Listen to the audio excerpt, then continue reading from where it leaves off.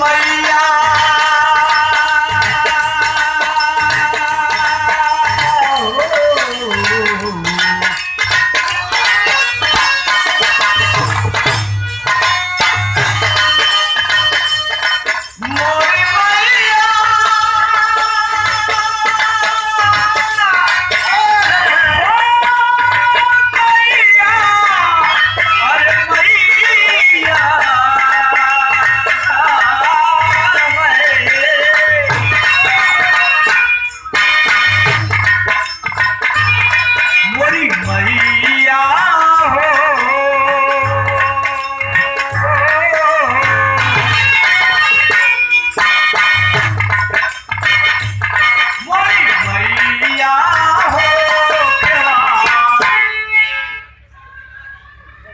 जल में बाप मैया मैया हो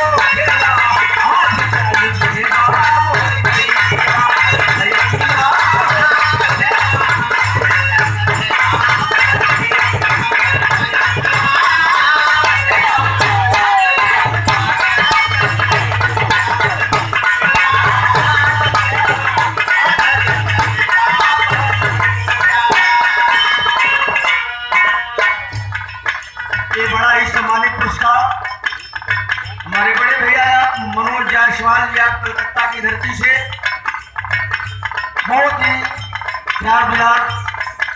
मेरा 101 रुपए का आशीर्वाद आप वर पक्ष और कन्या पक्ष दोनों पक्ष के पैर छू के प्रणाम।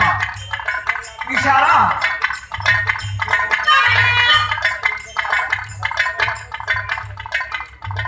अच्छा आदरणीय आप राजेंद्र यादव आप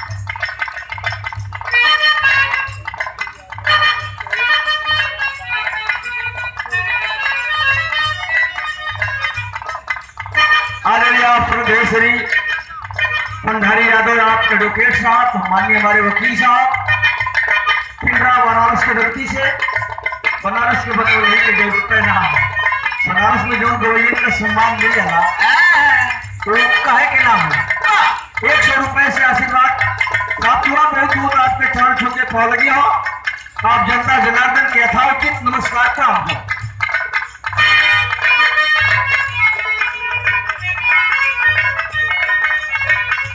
आदरणीय प्रदेश श्री कन्हैया लाल यादव, आप रत्ना अम्बेडकर नगर से 100 रुपए का आशीर्वाद हुआ। बहुत बहुत काम है,